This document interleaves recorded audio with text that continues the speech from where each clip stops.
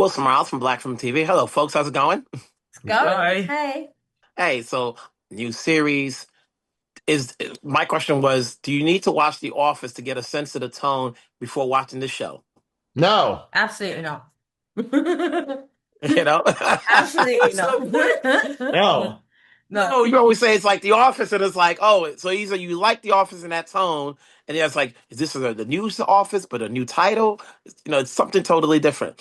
Coming yes, No, into I this, think it's one of those shows where if you are a fan of The Office, there'll be some things in there that you'll appreciate and like and enjoy. But if you never watch The Office, and yeah, I you're know at good. least three people in the whole world who haven't, this is going to be a new, really, yeah. So this is going to be a new, exciting mockumentary show that let's not, will, let's not forget that I was on the proposal.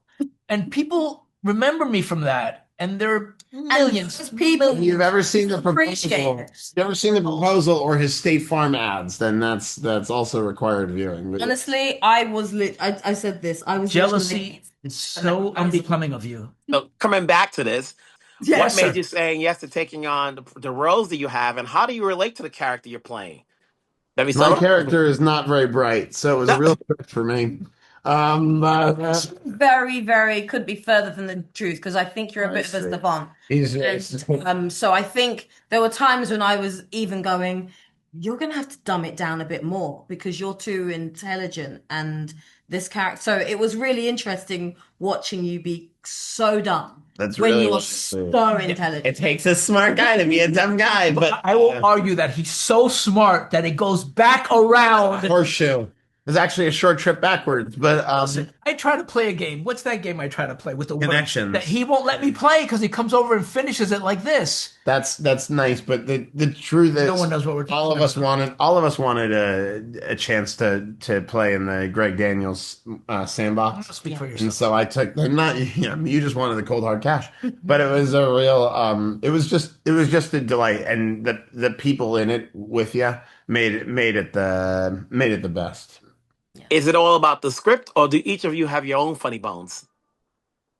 I think it's all of it. I think Yeah, it's yeah. casting. I think it's script. I think it's the team behind it. I think it's a sort of beautiful alchemy of all those things and a perfect storm of that. And they And inform one another. yeah, So people's funny bones that you see, in the second episode might make it into the script in the fourth episode because they're really funny at that. Tim Key in particular. Once you Incredible. realized Incredible. how funny he was when he would do random monologues, you'll notice a lot more monologues for Tim Key late in the season. mm, That's a really fun thing that we really because we so enjoyed his long runs. I think we're like, well, now, I guess now we're writing long runs for Tim Key, and That's that was right. a real blast. Well deserved. And but he would saddle up to me early on, and I would say, "Keep your funny bone away from me." No, thank you. What about you, Oscar? Do you bring it? When you're reading a script, do you try to punch it up, or do you just go with what it says? I don't like that you railroaded my joke. I just say, It's okay. I'm glad you wrote it his joke. I listen. We're in good hands. I know Greg Daniels for a minute. I'm so happy to be here with Michael Coleman and my new friends, and it's in the script, and Paul Eberstein. What am I?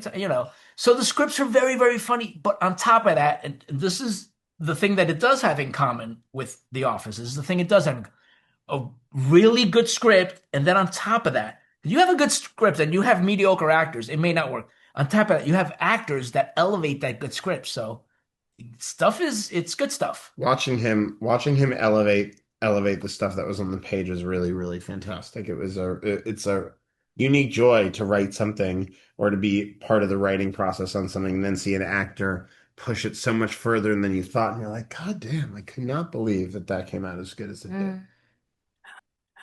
You guys are funny together. How long did it take before you guys all got together to develop this chemistry that I'm seeing right now?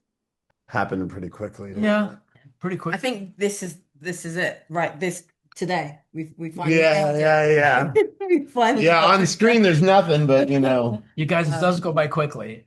does yeah. it? Yeah, yeah. Well, it's longer for you guys or quicker because you're both writing. I just show up and you guys are in the writing room, these two, and then they come down and act. But be that as it may, Whoa! I, Whoa! Hey, at why the do I end of have the day, why do I it's good have to that ruin? it's good Why that do you're I have playing to double ruin? duty and then some. So congrats on your roles. Congrats on the Thank you. series. Obviously, Thank let's you. get a season two. You know that's what everybody Let's do wants. it, please. Job security. We'll talk down the road. That's what we're talking about. Thank you. Thank you. Have a good one, Thanks, folks. Wilson. Hey, how's it going? Wilson Good. Morales, Blacksmith TV. Here we are. Obviously, new series. You know, dry wit but funny. What led you to saying yes to taking on these roles, Melvin? They hired me. Um, nah, it was to be a part of something as iconic as The Office and to work with people that, made that thing iconic is a blessing, is an opportunity for me to learn, for me to, grow and just be a part of something that can continue that legacy that The Office created. And yourself, Ramona? Same. Just knowing how talented and smart and funny the people working on it was a real, opportunity to be involved with that. Now, when you look at the roles you're playing, what part of that character trait is you? Because I'm sure when you're reading scripts, there's got to be a little bit of something in you that you can relate with this character. I think for me is a part of myself that I learned to mask. I think we're all insecure at times. We're all unsure. We're all just trying to figure it out as we go. And I think as people, as for myself, you learn to mask those things and appear to be confident, appear to have it figured out. But Detrick doesn't. He's transparent with not knowing. He's unapologetically himself, even though he does nothing that he has to apologize for. He's just like a pure person. He's just a very nice guy. Sometimes a little too nice. He's a people pleaser, and I'm not. But it was interesting to explore that world and see how the world around him interacted with that. Mhm. How do you relate to your character, Ramona? During the auditioning process, we didn't know the names of the characters we were auditioning for. We didn't have real sides. We didn't have a description of the character. So all we could do is really like bring our own personal interpretation and bring who we are to the table and see how far that got us. So I would say a lot of it is how I would naturally respond to things. Now, does one need to watch or be aware of The Office to get the same tone as this show? Completely different. I like to compare it to is a weird comparison, but like your cousin. I don't need to know your cousin to know you. You guys, both of you guys derive from the same, grandparent or whatever the case may be, but you're different people. You might have similarities. You might look the same in a certain way, but you're completely different people. And I feel like that's what this show is. They share the same tone and the same creators, but it's different. The show has a lot of dry wit. Each of you see yourselves having funny bones? So when people see you, do they know you're a comedian at heart? Ramona? No.